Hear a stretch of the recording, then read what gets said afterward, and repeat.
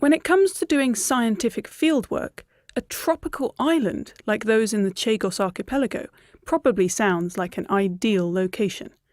But as I heard this week, it's not all margaritas on the beach. No, far from it.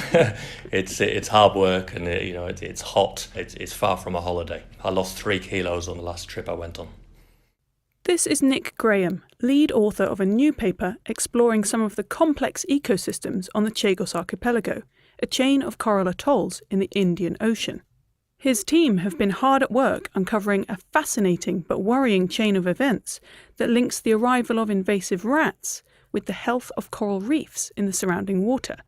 And it's all thanks to poop. The Chagos is home to a huge number and density of seabirds which feed on nutrient-rich fish in the open ocean. When these seabirds come to roost, the nutrients in their droppings get washed onto the shallow reefs nearby, so fish there grow bigger and faster. These fish then graze on the corals, preventing a build-up of algae which would otherwise slow the coral's growth.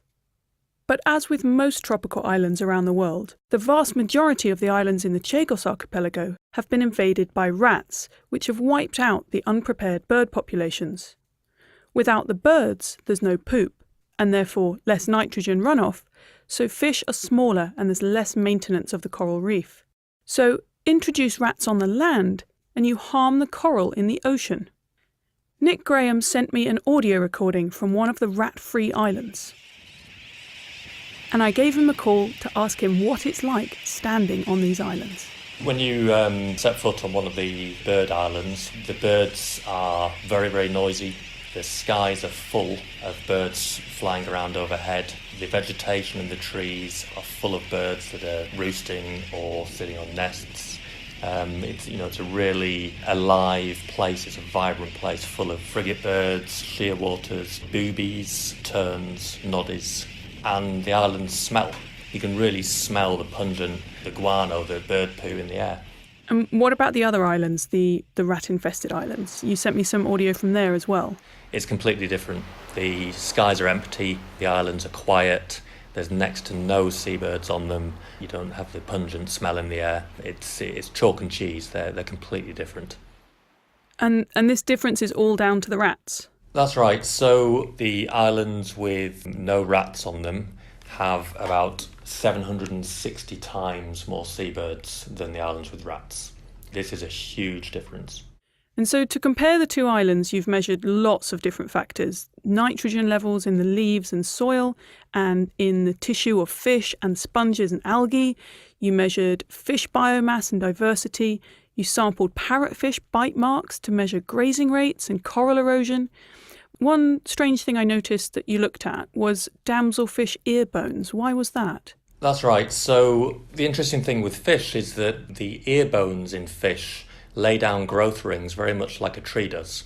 So you can actually quite accurately age a fish by the rings that are laid down annually in their ear bones. These ear bones are called otoliths. So we removed the otoliths from fish on islands with and without rats to look at their growth rates. And how fiddly a technique is that? How big are these ear bones? And do you put them under a microscope to count the rings, or? That's right. So the otoliths are very small, maybe 4 or 5 millimeters wide.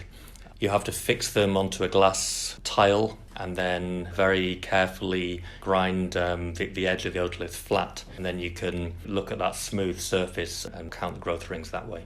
And I think this is the first time that the influence of seabirds in terms of the nutrients they're putting into reefs have been shown to influence the growth rates of a vertebrate. And the results you got from all of these measurements, the numbers are pretty big. The rat-free islands had 250 times more nitrogen, 50% higher biomass of fish, 3 times more grazing of the reef, and 4 times more bioerosion of the reef. So were you surprised to see this much difference between the rat-infested and the rat-free islands? This was a high-risk project. I didn't know how the results were going to turn out, and we were completely blown away by just how strong the signals are. So it was really amazing to see just how important these seabirds are for the coral reefs. And what are you hoping your research will be used for? Because you've sort of put a call to action at the end of your paper. That's right. I think the study really speaks quite clearly to the benefit of de-ratting tropical islands. We're constantly trying to look at ways to bolster the health of coral reef ecosystems, which are really at the front line of impacts from climate change. And it's very difficult to find tangible things we can do for reefs, but rat eradication, I think, should be a high priority for conservation and management efforts. We know it can be done. It's not nearly as costly as a lot of other management interventions, and we know that it would have a huge benefit for terrestrial and marine ecosystems.